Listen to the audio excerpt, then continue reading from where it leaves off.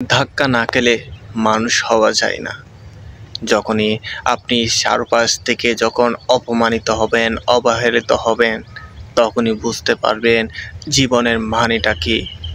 না হয় সকল মানুষই কোনো না কোনোভাবে আমাদের ভাঙার জন্য বসে থাকে।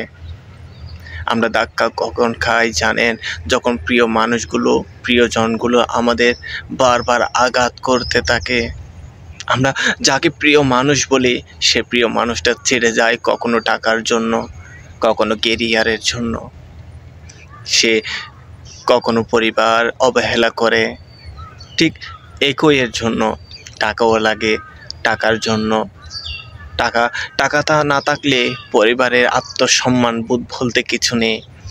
আত্মীয় স্বজন, পাড়া প্রতিবেশী, বন্ধু বান্ধব বলেন, তাদের পাশে থাকতে না পারলে, তাদের সাথে ঘুরতে যেতে না পারলে, তাদের চা নাস্তা খাওয়াতে না পারলে, তারও আর আপনার সাথে কোথাও যাবে না, হাঁটাচলা করবে না, আপনার থেকে দূরে সরে যাবে। একটা সময় পর এরকম মানুষের যখন দূরে যেতে যেতে আমরা একা হয়ে পড়ি, যখন আমাদের আশেপাশে কেউ থাকে না নিঃশর্ত ভালোবাসার মতো, তখনই আমরা বুঝতে পারি এই পৃথিবীটা কত কঠিন, বেঁচে থাকাটা কতটা যন্ত্রণাদায়ক।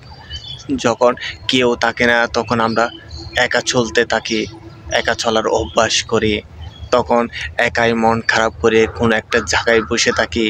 তখন আমাদের মনে হয় কোনো বন্ধু বান্ধবের সাথে সময় দেওয়ার থেকে, কোথাও সময় দেওয়ার থেকে একা বসে থাকাটা ভালো। তখন আর কারো চিন্তা হয় না, চিন্তা হয় নিজেকে নিয়ে।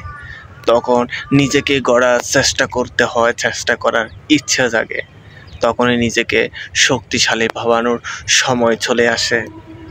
আসলে মানুষের একটা সময় ধাক্কা খেতে হয়, ওই ধাক্কায় মানুষ কখনো কখনো মানুষ হয়ে ওঠে শক্তিশালী, আর কখনো দুর্বলতার সুযোগ পেয়ে বা দুর্বল হয়ে পড়ে ওই কবরস্থানে শেষ আশ্রয়টুকু হয় আমাদের।